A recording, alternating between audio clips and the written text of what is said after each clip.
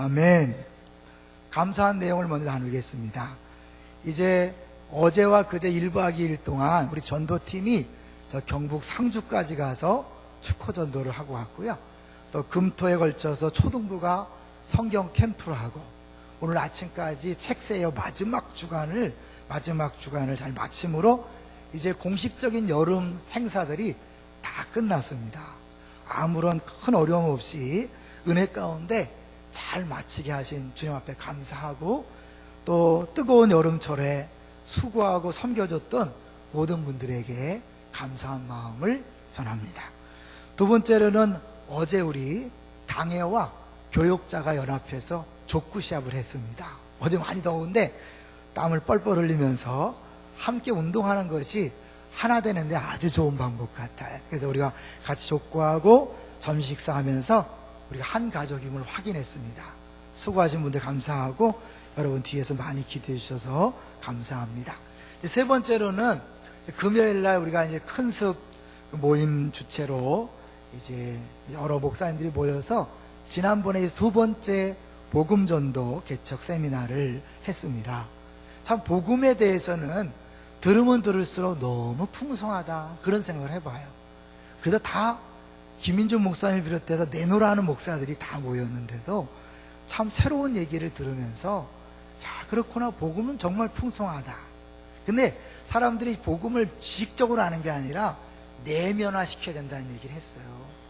복음을 안다 하면서도 여전히 스트레스에 쩔쩔매고 인상 쓰고 있고 웃지 못하고 우울하고 근심 걱정에 빠져 있다면 그 사람은 복음을 모르는 거라는 거죠.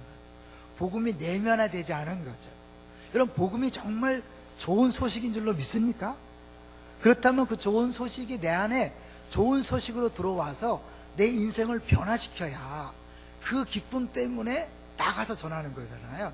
이제 그 도전을 받으면서 우리 목사들부터 많이 저 앞에서 자신을 돌아보는 그런 기회가 됐습니다. 저는 들으면서 저에게 은혜 주신 하나님이 우리 교회 모든 성도들에게도 정말 복음이 단순히 이론이 아니라 우리 실체 속에서 우리 삶을 변화시키는 능력으로 나타나기를 사모하면서 기도하고 있고요. 또 그렇게 될 줄로 믿습니다. 이제 같이 오늘 제목을 한번 보겠습니다. 오늘 제목이 뭡니까? 악의 영들을 상대하려면. 어제 오후에 혹시 불안하셨던 분들 있습니까? 저기 포탄을 쏜다 그래서 불안해서 막 울고불고 하신 분 없습니까? 네. 사실은 이제 그 전문가들 입장에서 보면 북한이 우리를 절대로 이길 수는 없다 그래요. 군사력을 봐서는. 그렇지만 또 그들이 불장난을 가끔 하잖아요.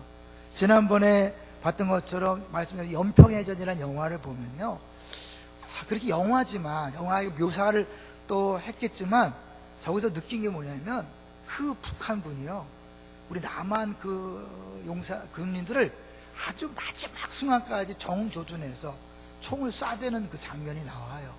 그걸 보면서 전투라는 게요 우리 영화에서 보는 것처럼 낭만이 아니에요. 뭐 주인공은 무조건 사는 그런 게 아니라 정말 내가 죽지 않으면 적이 죽고 적이 죽지 않으면 내가 죽는 마지막까지 목숨 건 싸움이 있는 것이 전투죠. 저는 그래서 우리나라 상황이 사실 성경을 더 많이 이해하고 신앙생활을 더 잘할 수 있는 배경이 된다고 생각해요. 왜냐하면 실제적으로 늘 정전이잖아요. 그러니까 전투가 늘 벌어지는 상황이고 실제로 우리 자녀들이 죽어나가는 그런 상황들을 보면서 성경에서 말하는 영적 전투가 얼마나 심각한 것인가를 알게 되기 때문에 또 다른 또 그런 의미가 있겠다 생각이 들어봅니다. 사실 우리는 신앙생활 자체가 영적 전투라고 바울은 오늘 본문에서 말하고 있습니다. 한번 볼까요? 12절을 보세요. 우리 12절 바울이 우리 인생을 정의하기를 같이 읽어봅니다. 시작. 우리의 씨름은 혈과 육을 상대하는 것이 아니요 통치자들과 권세들과 이 어둠의 세상 주관자들과 하늘에 있는 악의 영들을 상대함이라. 우리의 씨름 뭐 체급별로 백두장사 뭐 한라장사 이런 게 아니에요. 이 씨름은 로마 군인들의 백병전을 얘기하는 거예요. 적이 죽지 않으면 내가 죽고 내가 죽지 않으면 적이 죽어야 되는 마지막까지 둘 중에 하나는 죽는 그런 싸움을 하는 것이 바로 우리의 씨름이라는 거죠. 근데 그 씨름의 상대가 이 보통이 아니에요. 누구라고요? 혈과 육을 상대하는 것이 아니다. 눈에 보이는 사람이 아니라는 거예요. 눈에 보이지 않는 그 세력과의 싸움이기 때문에 어렵다는 거예요. 마귀가요, 우리 성도들의 신앙생활을 실패하게 만드는 전략이 있어요. 첫 번째는 뭐냐면 우리가 싸움 중에 있다는 사실을 자꾸 잊어버리는 거예요. 내가 지금 영적 전투 중에 있다는 사실을 잊어버려요. 왜냐하면 영적 전쟁 막 이러면 무슨 광신자, 무슨 영적으로 너무 지나친 저쪽에 간 사람들만이 하는 얘기로 그렇게 흘려보내게 만드는 거예요. 너무 또 영적 전쟁 얘기하면 이상한 눈으로 바라보게 해서 나 그런 거 싫어. 여러분, 싫고 좋고가 아니에요. 우리가 북한과 싸우는 게 싫다고 해서 현실이 아닙니까? 아니, 현실이에요. 마찬가지로 이 마귀와의 싸움은 내가 좋건 싫건 내 스타일에 맞잖아 이런 게 아니에요. 실제로 전투 중에 있는 거예요. 방어하지 못하면 죽는 거예요. 그 얘기를 하고 있는 거죠. 그러니까 마귀는 가능한 한 우리가 전투 중에 있다는 걸 잊어버리고 살게 하는 거예요. 두 번째는 뭐냐면 우리의 싸움의 상대를 혼란시키는 거예요. 여기 보면 혈과 육이 아닌데 우리 자꾸 눈에 보이는 사람을 상대로 싸우게 사단이 만드는 거예요. 혹시 오늘 교회 오다가 부부끼리 싸우질 않으셨나요? 오늘 주일날 예배 참석하다가 애들하고 싸우질 않으셨나요? 결국 주 앞에 나와서 예배 드리기를 원하다가 그것 때문에 가정에서 싸우고 또 유년부, 유치부, 초등부, 중등부, 고등부 이렇게 부서에서 싸우고 봉사기관에서 싸우고, 이거는 뭐냐면 싸움 상대를 잊어버리게 만드는 혼란을 만드는 마귀의 전략에 넘어간 겁니다. 사람은요, 우리의 싸움의 상대가 아니에요. 서로 도와주고 섬겨줘야 할 상대입니다. 믿습니까? 내가 어떠한 상황, 어떠한 경우에도 사람과 싸우고 있다는 것은 마귀에게 속고 있다는 증거예요. 우리의 싸움은 눈에 보이는 혈과 육이 아니라는 사실을 꼭 기억하셔야 해요. 하나 더 기억할 것은요, 우리들이 죄를 짓는 문제도 여러분 기억하셔야 돼요. 우리는 보통 육신이 약해서 어쩔 수 없이 죄를 짓는다. 그래서 어떻게? 육신의 연약함만 자꾸 얘기해요. 근데 속고 있는 거예요. 사실은 그 죄를 짓게 만드는 악한 영이 있다는 사실을 기억하고 이 악한 영과 싸워야지 다시는 내가 안 해야지 스스로 아무리 결단하고 결심해도 되는 게 아니에요. 그러니까 스스로 결단하고 애를 쓰고 작정하고 40일 이렇게 하지 마시고 적을 분명히 악한 영을 대적하는 기도를 하시고 기도 부탁을 하셔야 돼요. 그리고 우리도 그렇게 해야 돼요. 남편에게 잔소리하지 마세요. 아내에게 이래라 저래라 하지 마세요. 자녀에게 잔소리하지 마세요. 기도하셔야 돼요. 그 잔소리로 바뀔 거라면 벌써 바뀌었어요. 동의하시나요? 근데 잔소리하고 막 싫은 소리 함으로 관계가 깨어져서 우리끼리 싸우는 거예요. 우리끼리 사단의 전략이죠. 사실 북한군이 포를 쏜다고 막 해도 전문가 얘기 들어보면 일단 전쟁이 터져버리면 벌써 공중전에서 결정이 난다고 얘기를 하더라고요. 그렇지만 그들이 공격 안 하는 게 아니잖아요. 근데 그렇게 하면서 우리끼리의 분열을 막 조장하는 것이 북한의 전략이잖아요. 사단이 가장 잘 쓰는 전략이 뭐냐면 우리끼리 분열시키는 거예요. 우리끼리 싸우게 만드는 거예요. 부부가 정말 가장 시원한 믿음의 동지인데 막 싸우게 만들어요. 부모 자식 간에 서로 위로하고 격려하고 도와줘도 부족한데 막 싸우게 만들어요. 왜 이 얘기를 하냐면 여러분, 이 영적 전쟁의 이야기 바로 앞에 무슨 얘기가 나오죠? 잠깐 보세요. 이 바로 앞에 무슨 얘기가 나오냐면 우리 이 5장 22절부터 보면 성령 충만을 받으라 그러고 나서 아내들이여 남편들아 부모들아 자녀들아 종들아 상전들아, 우리 인간관계와 사회생활에 필요한 모든 것들을 다 얘기하고 나서 영적 전쟁하는 거예요. 남편과의 문제가 아닙니다. 아내와의 문제가 아니고 부모와 자식 간의 문제가 아니에요. 여전히 여러분이 남편과 싸우고 있고 아내가 싸우고 있다면 마귀에게 노란하고 있는 거예요. 그들은 우리가 함께 마귀와 싸워야 할 믿음의 동지, 우리의 전우지, 싸울 대상이 아니라는 사실을 기억하시기를 주의 이름으로 축원합니다. 그래서 이 바울은 우리가 이렇게 어마어마한 전투를 하는데 꼭 필요한 세 가지가 있다. 오늘 우리는 설교 시간에 두 가지만 볼 텐데요, 그 안 볼 첫 번째는 뭐냐면 10절이에요 우리가 이 전투를 잘하기 위해서는 10절 먼저 필요한 게 뭐냐, 10절 읽어볼까요? 시작. 끝으로 너희가 주 안에서와 그 힘의 능력으로 강건해지고, 그렇잖아요. 군인은 뭐 튼튼해야 되잖아요. 그 똑같은 원리죠. 일단 내 몸이 튼튼해야 돼요. 힘을 받아야 돼요. 근데 어떤 힘이냐면 주 안에서와 그 힘의 능력, 성령의 능력을 받아야만 전투를 잘할 수 있는 거죠. 이거는 오늘 그렇게 구체적으로 안 볼 거예요. 근데 내가 아무리 힘이 세고 싸움을 잘해도 어떻게 해요? 적의 무기가 있기 때문에 나를 보호하는 전신갑주가 없으면 그 무기에 당하니까 전신갑주로 무장하라. 그게 두 번째. 그리고 세 번째는 뭐냐면 기도라.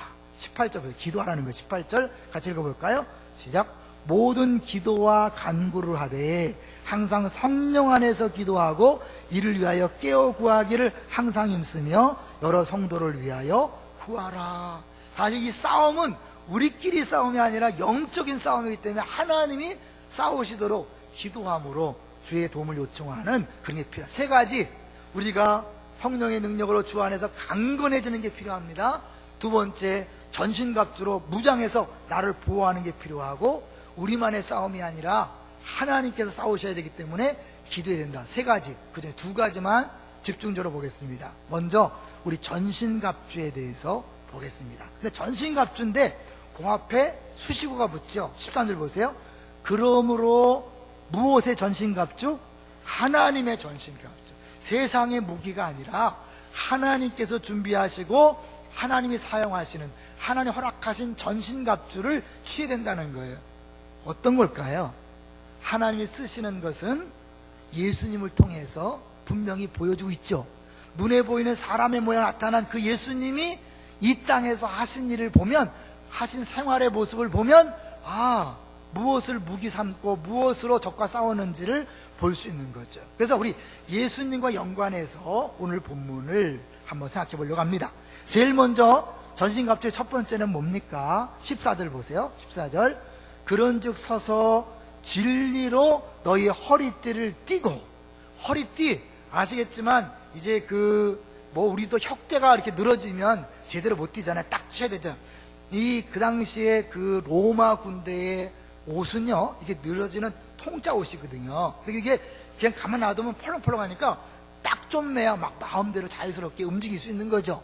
그러니까 신앙생활을 자유롭게 하고 적과의 싸움을 하려면 딱 묶어야 돼요. 그럼 이 묶는 게 뭘까? 진리라고 그랬는데, 진리란 게 너무 포괄적이잖아요. 그러니까 다른 성경을 통하여 좀 세밀하게 보려고 합니다. 자, 먼저 우리 하나만 찾아볼 텐데요. 베드로 전서를 보겠습니다. 베드로 전서 1장 13절. 베드로 전서 1장 13절. 어려운 성경은 요것만 찾을 거예요. 1장 13절. 신약성경 377쪽입니다. 한번 같이 읽어보죠. 화면에도 나옵니다. 시작. 그러므로 너희 마음의 허리를 동이고 근신하여 예수 그리스도께서 나타나실 때에 너희에게 가져다 주실 은혜를 온전히 바랄지어다. 마음의 허리가 있나요? 마음의 허리를 동이라 그랬어요. 베드로가 이 말을 할 때는 하나의 장면을 연상했겠죠. 뭘까요? 예수님이 허리에 무엇을 두르시고? 수건을 두르시고 제자들의 발을 씻긴 장면을 생각하면서 겸손과 섬김을 이야기하는 거죠. 이 기독교인에게 있어서, 예수 믿는 사람에게 있어서 이 겸손이, 이 섬김의 자세만큼 중요한 게 없는 거예요. 왜냐하면 이게 준비되어 있지 않으면요, 여러분 교회 와서 짜증내고 분나고 승진하는 게 많이 있습니다. 내가 섬기려고 오면 다른 사람이 무슨 말 무슨 행동해도 아무 문제가 되지 않는데, 내가 대접받으려고 하면 이 교회 왜 이래? 왜 사람들이 안 웃지? 왜 친절하지 않지? 에어컨을 왜 이렇게 틀어놨지? 이렇게 사방 다 신경 쓰이는 거예요. 그 내가 섬길 마음이 있는 사람은 내가 부족한 것이 보면 내가 채우려고 그러고, 다른 사람을 내가 잘해주려고 그러지, 다른 사람이 나에게 뭘 해주는가를 생각하지 않는 거예요. 이게 신앙생활 기본이에요. 동의하시죠? 많은 사람들이 신앙 실패하는 이유가 대접받으려고 해요. 나를 알아달라고 하기 때문에 문제가 생기는. 그러나 수건을 두르고 겸손하게 섬길 자세를 취하면 마귀가 건들지 못하는 거죠. 자, 그러면 이게요, 이 같은 에베소서에 어떻게 나와 있나 볼까요? 자, 띠라는 것을 중심으로 보겠어요. 에베소 4장 3절을 가보세요. 같은 에베소서니까 찾기 쉽잖아요. 4장 3절 시작. 평안에 매는 줄로 성령이 하나 되게 하신 것을 힘써 지키라. 매는 줄이 나왔죠. 그걸로 묶으라는 거예요. 그러면 구체적으로 그게 뭐냐면 2절을 보세요. 2절 시작. 모든 겸손과 온유로 하고 오래 참음으로 사랑 가운데서 서로 용납하고. 겸손과 온유하면 딱 떠오르는 분이 있죠? 나는 마음이 온유하고 겸손하니.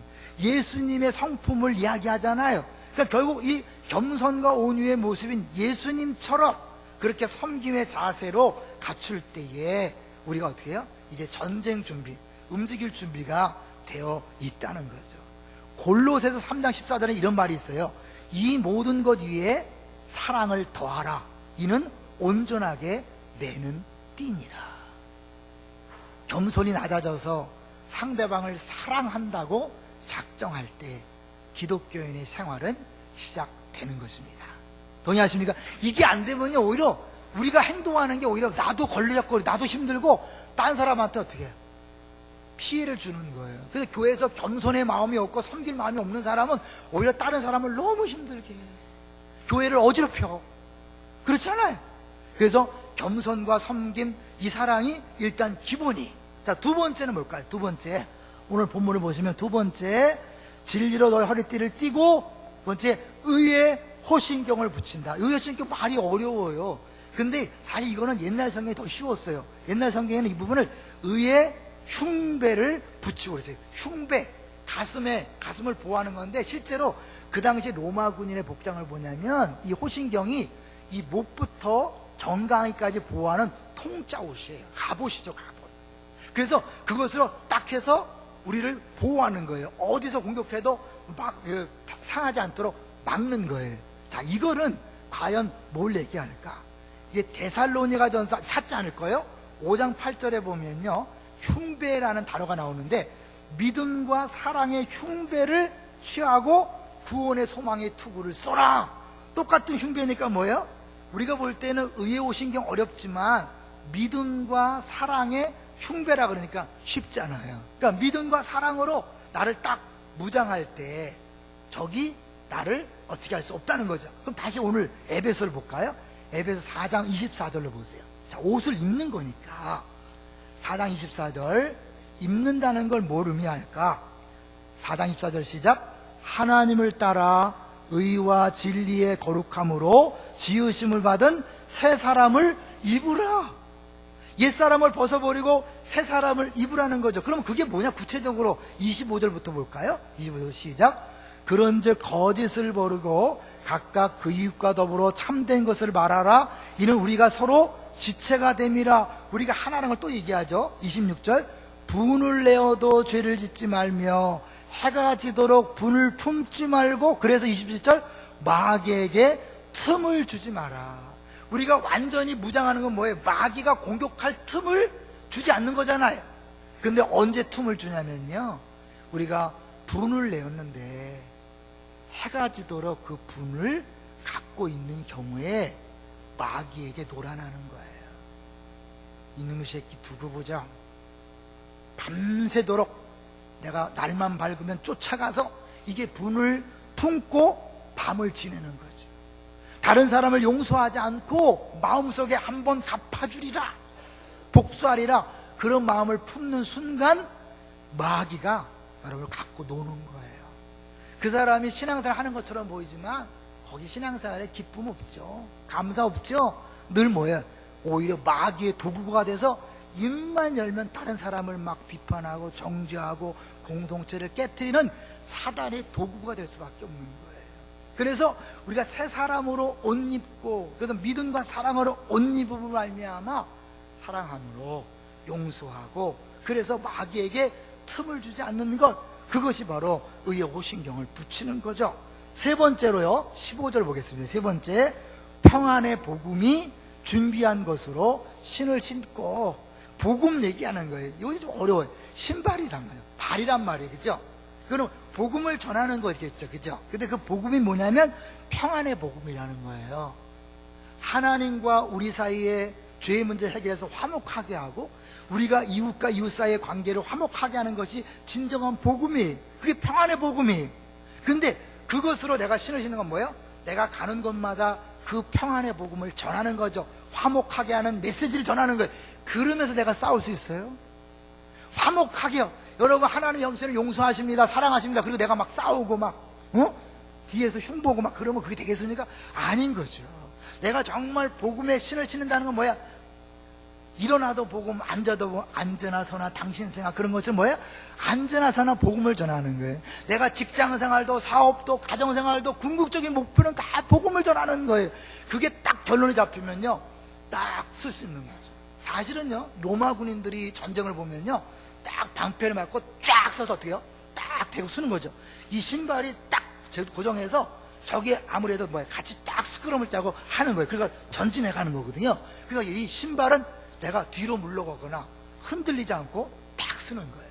사람이요, 언제 흔들리냐면, 사실은 막 내가 예수 믿는다고 말하지 못하는 게 뭐냐면, 내 죄된 모습뿐만 아니라 내가 내놓을 게 없다는 거예요. 또 예수 믿는 집이 그렇게 몇십 년 동안 기도했는데 아직도 가난하냐? 니네 애들 뭐하냐? 막 이런 얘기에 그냥 기가 죽는 거예요. 주눅 드는 거예요. 왜요? 복음에 대해서 확실히 몰라서 그래요. 복음은요, 복음을 믿는다 그래서 무슨 잘 살고 건강하고 좋은 대학교 가 이런 게 아니잖아요. 이제 아시죠? 그죠? 최소한 기쁨의 동산교회에서 예배 드리시는 분은 이게 아닌지 알죠? 복음은 하나님과 우리 사이의 관계가 바뀌어졌고, 이웃과의 관계가 바뀌어진 것이지, 눈에 보이는 물질이나 건강, 자녀 이런 문제가 아니란 말이에요. 그런 거에 흔들리지 아니하고 뭐예요? 어떠한 상황에서도 복음을 전하는 자세가 필요한 거죠. 이거 이제 뒤에 보면 바울이요, 19절 20절에 보면 자기 쇠사슬에 묶여 있지만 쇠사슬 묶인 걸 풀어달라고 기도하라고 하지 않아요. 그냥 묶인 채로 내가 복음을 전하게 해달라. 뭐예요? 나는 쇠사슬에 묶인 사신이 되었다는 거예요. 내가 교통사고를 당했습니까? 교통사고를 통하여 여러분은 복음을 전하는 또 다른 사신이 된 거예요. 할렐루야! 암에 걸렸습니까? 암에 걸려서 암 환자들과 함께 어울리면서 그 암 환자로서 복음을 전한 사신이 된 거예요. 가난해졌습니까? 옛날 부자들과만 어울리다가 가난해져서 가난한 사람들의 마음을 아버지 알면서 그들과 함께 지내면서 복음을 전하는 사신이 된 거예요. 이게 우리들의 정체성이에요.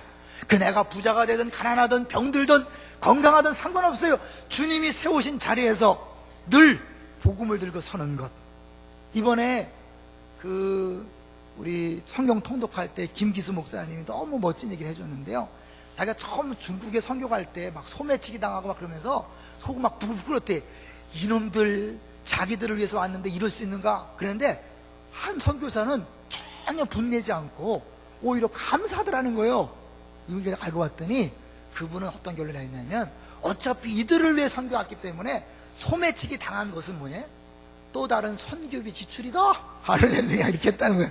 그래 놓으니까 이제 무슨 일을 당해도요, 마음의 평안이 흔들리지 않는다는 거예요. 할렐루야. 복음을 전하면 우리가 불안하고 우리가 성질나고 우리가 막 갈등하고 싸운다면 그건 편안한 복음이 아니겠죠. 그렇게 선교로 복음으로 딱 이렇게 중심이 잡혀버리면 흔들리지 않는 거죠. 자, 그 다음에 볼까요? 16절 16절 같이 읽어봅니다. 시작. 모든 것 위에 믿음의 방패를 가지고 이로써 능히 악한 자의 모든 불화살을 소멸하고. 이거 정말 중요한 거죠. 믿음의 방패를 가지라 그래요. 왜요? 뭐를 막기 위해서? 악한 자의 모든 불화살. 여러분, 그냥 화살도 아니고 불화살을 쏘는 거예요. 그러니까 어때요? 한번 맞으면 치명상이야. 그럼 우리에게 불화살은 뭘까요? 제일 분명한 불화살, 바로 옆에 있는 사람의 독설. 그것밖에 못해? 이거 한마디 이제 가잖아요. 막 펄펄 뛰고 봉사하다가 한마디 딱 던지면 어때? 나 안 해. 나 못해. 나 교회 안 나가. 뭐예요? 마귀의 불화살에 맞고 뭐야? 진 거죠. 그런가 하면 뒤에서 수군수군대는 소문이 들려와요. 그 소문을 듣고 내가 꼭 이런 소리를 들으면서 해야 돼? 나 안 해. 교회가 왜 이래? 죄송하지만요, 교회는 원래 그런 곳이에요. 마귀가 더 집중적으로 공격하기 때문에 여기에는 지금도 수없이 많은 불화살이 막 왔다 갔다 한다니까요. 옆 사람이 뭐예요? 불화살을 쏘고 있다니까 괜히 째려보면서 뒤통수를 바라보는 싸늘한 눈초리 불화살이 쏘고 있는 거예요. 그 불화살은 우리가 어쩔 수 없어요. 우리가 할 수 있는 게 뭐예요? 방패로 막는 거예요. 여러분이 불화살 옥길 바라지 마세요. 불화살은 여러분이 무덤에 들어가기 전까지는 계속 달려들 거예요. 불화살이 싫으면 빨리 기도하세요. 주여 나를 데려가 주옵소서. 주님이 오시는 그날까지 불화살은 교회를 비롯하여 우리가 가는 곳마다 수없이 많은 사람을 쏠 거예요. 그때 어때요? 방패로 다 맞는 즐거움을 맛보시기 바랍니다. 쏴봐라 인마 자식아 막 이러면서 그래서 이런 이기는 승리의 기쁨을 맛봐야지. 왜 교회 가요? 왜 말이 많아? 네, 마귀가 더 득실거리니까요. 죄송하지만 여러분, 내가 마귀 노릇을 하지 말았으면 좋겠어요. 여러분이 불화살을 쏘지 말았으면 좋겠어요. 상대방이 자기도 모르게 마귀의 앞잡이가 돼, 자기도 모르게. 그래서 불화살 쏘면 어떻게 해요? 올 곳이 왔구나 하고 딱딱 막으셔서 절대로 불화살에 넘어지지 않으시기를 주의 이름으로 축원합니다. 그게 제일 무서운 불화살이 누구냐면 남편의 말, 아내의 말, 부모의 말, 자녀의 말이에요. 우리는 믿음의 같은 전우지 서로 공격하는 대상이 아니라는 사실을 기억하시고요. 이제는 뭐예요? 입을 다무세요. 나는 그런 의도로 하지 않았어도 상대방이 아파한다면 그건 불화살이에요. 그러니까 가능한 한 말을 줄이시고 표정도 밝게 하시고. 내가 너무 힘들어서 인상을 쓰고 있으면 사람들은 어떻게 생각하세요? 저 인간이 많이 힘들거나 느끼지 않고 어떻게 해요? 뭐 기분 나쁜 거 있나? 이러고 갖고 내가 모처럼 만에 교회 가는데 뭐 때문에 그러는 거야? 이런 사람들이야? 사람 약해서요. 이 사람은 자기 힘들어. 지금 막 2박 3일 잠도 못 자고 지금 막 스트레스가 많아서 힘들어서 교회에 앉아있는 것 자체가 너무 힘들어. 근데 사람들 어떻게 해요? 저 인간이 나 때문에 저러나? 이렇게 마귀 갖고 논다니까요. 그러니까 나는 가능하나 여러분? 하여튼 억지로라도 웃으시고 밝게 해주시고 그렇게 말을 조심하시면 좋겠어요. 자, 그 다음에 이제 17절을 보겠습니다. 17절. 중요한 거예요. 17절. 구원의 투구. 이게 투구 머리를 쓰는 거잖아요. 근데 다른 본문의 단성에 보면 꼭 소망이라는 단어를 써요. 그래서 구원의 소망의 투구다. 왜냐하면 구원은 이 소망과 연결되는 거거든요. 초대교인들이 예수 믿고 힘들었던 게 뭐냐면 예수 믿으면 뭔가 좋은 줄 알았어요. 똑같았어요. 우리가 똑같았어요. 근데 이게 뭐예요? 사자밥이 되고 십자가에 매달려 죽고 막 불에 타 죽고 쫓겨나고 막 그러면 이게 뭐야? 막 도망가는 사람들이 생겼어요. 그때 계속해서 바울 사도와 사도들이 얘기한 게 뭐예요? 이게 끝이 아니다. 우리 이 땅에서 목숨이 끊어진다고 끝이 아니라 우리에게는 부활이 있고 다음 세상이 있고 영생이 있다. 할렐루야. 그래서 그 죽음의 문제를 넉넉히 이겨나가는 거죠. 지금 환난이나 곤고나 핍박이나 왜 내가 예수 믿는데 이런 게 오나? 정말 하나님 나 사랑하는 게 맞나? 바울이 고백한 거예요. 환난이나 공고나 핍박이나 죽음이나 하나님의 사랑에서 우리를 끊을 수 없다. 할렐루야. 여러분, 그런 어려움이 왔다고 걱정하거나 두려워하거나 떨지 마세요. 쫄지 마세요. 하나님 사랑은 변하지 않습니다. 당신이 무슨 짓을 하든지 하나님 당신을 사랑하시는 분인데 내가 믿음을 지키고 있는데 절대로 버릴 수 있을까 없을까요? 없어요. 조금 재정상 어려울 수 있겠죠.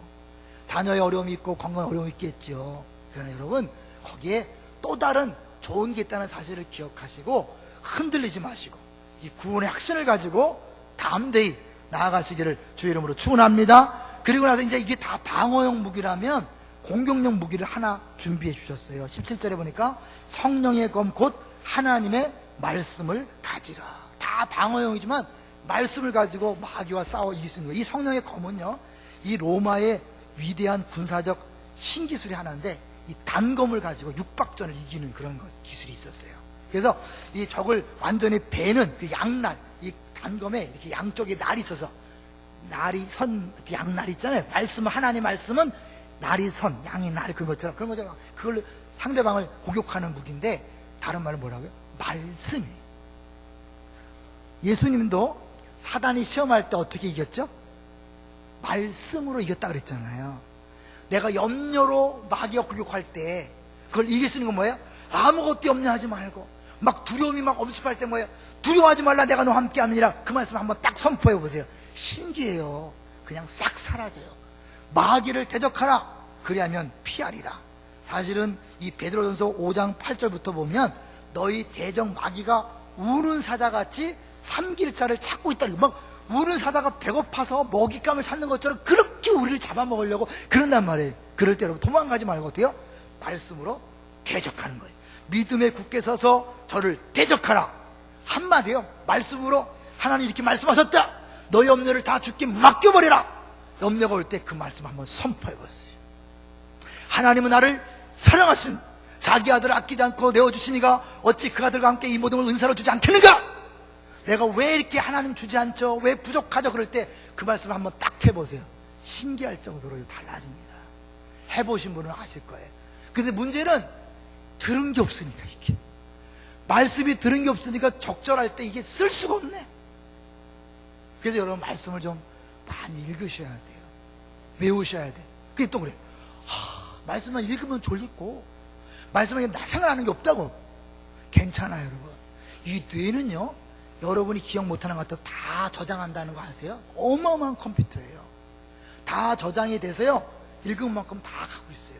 성령께서 때를 따라 말씀을 가르치시고 기억나게 하시리라. 예수님의 약속이에요. 제자들 다 잊어버렸지만 성령이 오시니까 베드로가 막 구약 성경부터 쫙 말씀을 설교하잖아요.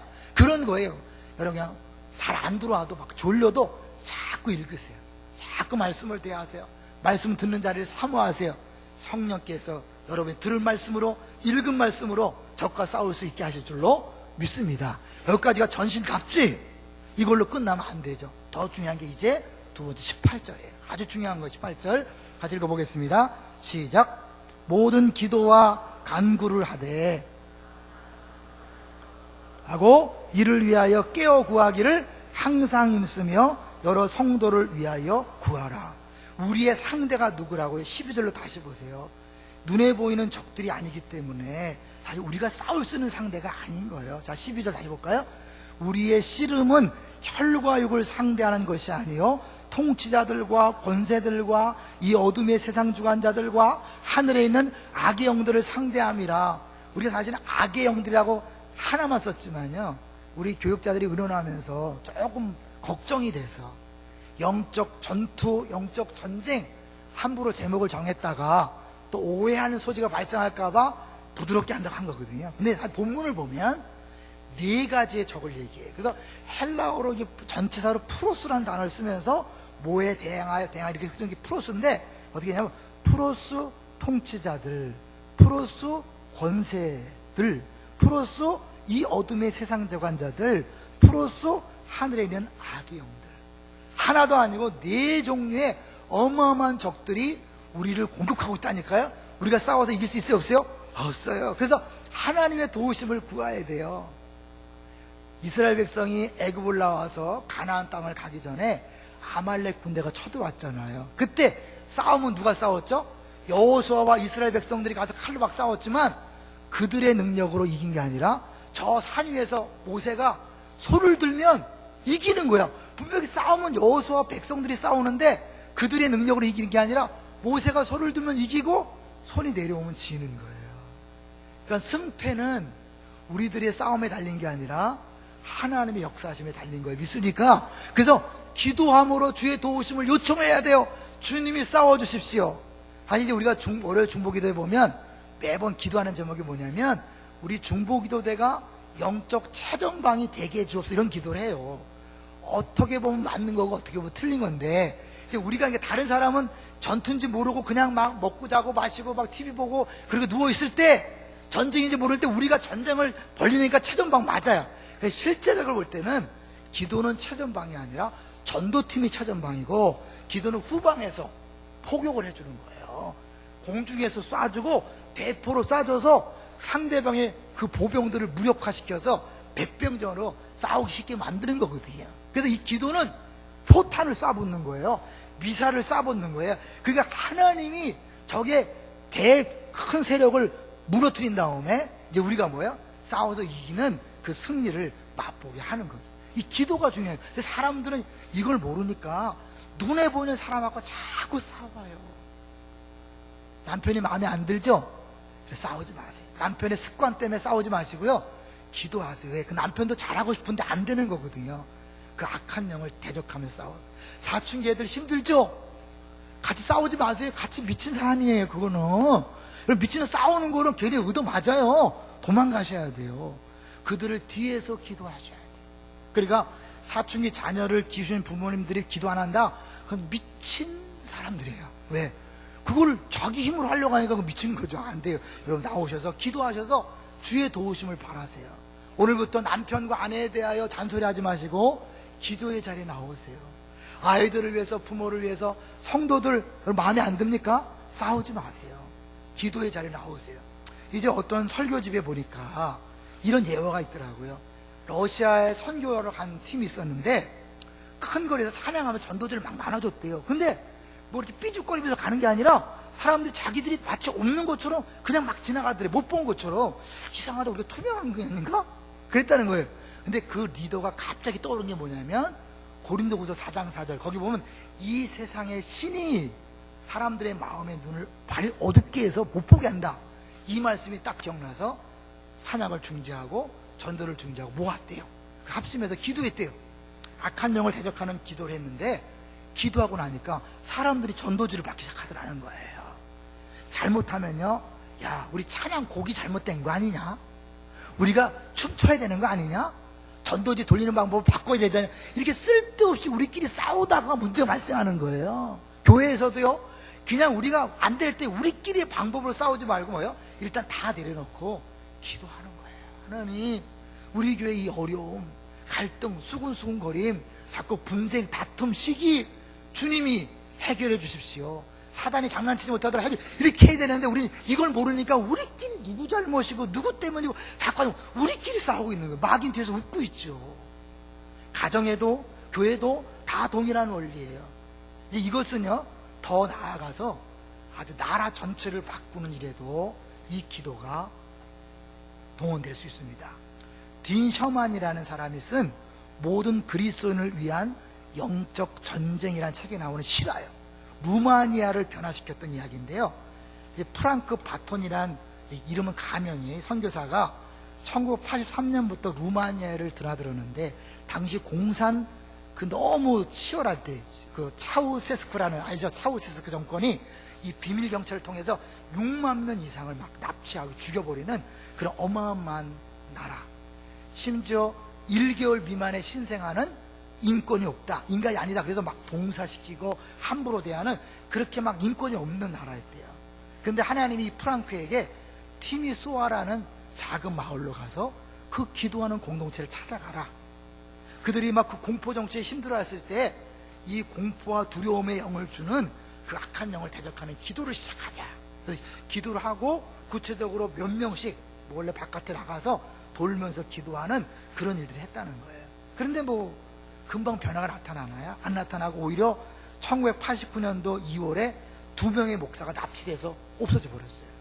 상황이 좋아진 게 아니죠. 그렇지만 하나님이 이제 곧 승지가 다가올 것이다, 계속 기도하라는 말씀을 줬고, 1989년 8월 23일 날 결정적으로 하나님 말씀이 임해서 이 불꽃이 이 마을에서 시작돼서 루마니아 전체를 변화시킬 것이다, 이런 음성을 들렸다는 거죠. 1989년 12월 15일 사건이 터졌는데 라스틀로 토케스라는 목사님이 가택연금을 당한 거예요. 근데 보통 순서가 뭐냐면 가택연금을 시킨 다음에 몰래 납치해서 죽여버리는 것이 수순이래. 그러니까 사람들이 일단 그 일이 벌어지면 두려워서 다 도망가는데, 이때는 사람들이 너나 할 것 없이 그 가택에, 그 사람 집에 모여서 주변에서 손을 서놓고 손 쇠사슬을 맞는 거예요. 인간 쇠사슬. 사람들이 점점 모여들었어요. 그때 비밀 경찰이 와서 막 위협했지만 두려움은 없다, 두려움은 없다, 자유, 자유를 외치면서 계속 사람들이 일어났다는 거예요. 심지어 믿지 않는 사람까지 합세해서 막 늘어나니까 이 막 비밀 경찰들이 사람들 잡아다 고문하고 막, 그런데 잡혀가는 사람은 잡혀가지만 계속 남아서 막 기도하고 그런 일이 있었다는 거죠. 근데 결국은 군인들이, 그들을 막던 군인들이 오히려 방향을 바꿔서 비밀 경찰하고 이렇게 대치하는 전국이 벌어져서 결국 1989년 12월 크리스마스 때를 기점으로 그 루마니아가 바뀌는 그런 일이 일어났다는 거죠. 한 사람의 순종을 통해, 기도를 통해 작은 공동체가 기도를 했을 때 한 나라가 변화되는 거예요. 그렇다면요, 나 하나의 기도로 우리 가정이 변화되는 거 가능합니까? 불가능합니까? 가능하죠. 우리의 공동체, 우리 교회가 여러분 한 사람의 기도로 시작하면 변화될 수 있는 거예요. 막 뒤에서 불평 원망하고 뭐 우리 교회 왜 이러냐 그러지 마시고요, 기도를 시작하세요. 그리고 마음 맞는 사람끼리 합심해서 기도하세요. 우리 안산이 변화될 수 있을 것입니다. 아직도 우리는 그 해결되지 않은 문제들이 있어요. 이걸 위해서 기도해 주세요. 우리 민족을 위해서 기도해 주세요. 하나님께서 일하실 줄로 믿습니다. 하나님께서 우리를 영적 전쟁의 전사로 부르셔서 우리 개인 승리할 뿐만 아니라 나를 위해, 다른 자신을 위해 기도하고 옆 사람을 위해서 기도해라. 왜냐면요, 전쟁은 여러분 알겠지만 같이 이렇게 싸우는 거죠.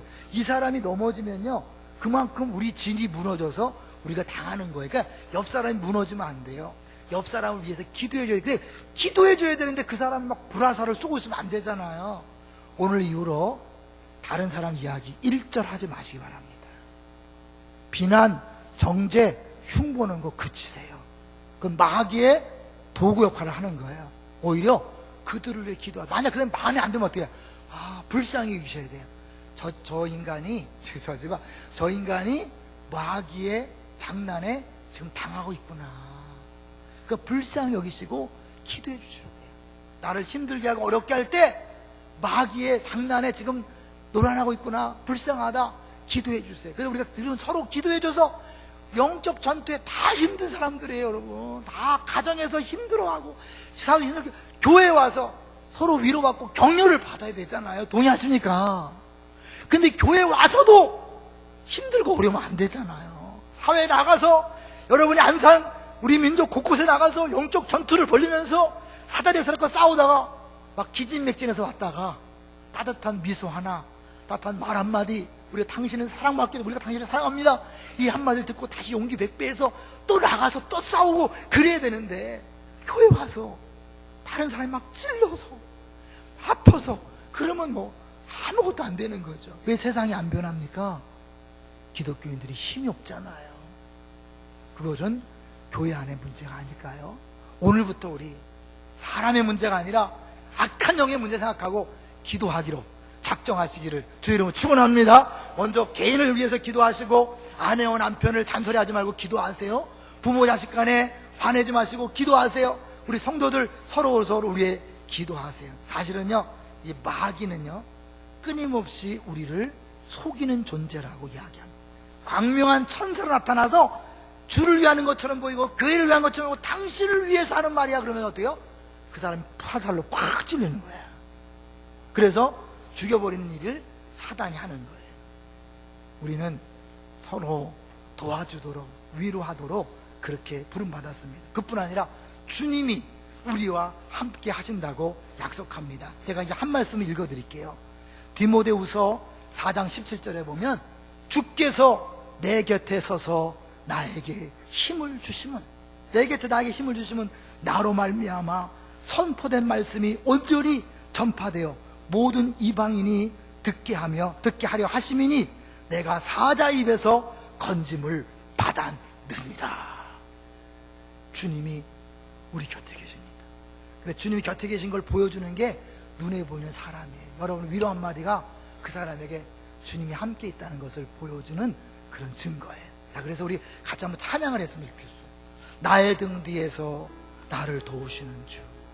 주님이 안 보이는 것처럼 보이지만 여러분과 늘 함께 하십니다.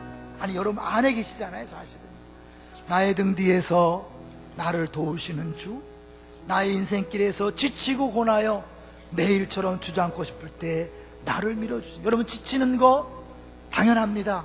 전쟁터에서 어려운 거 당연합니다.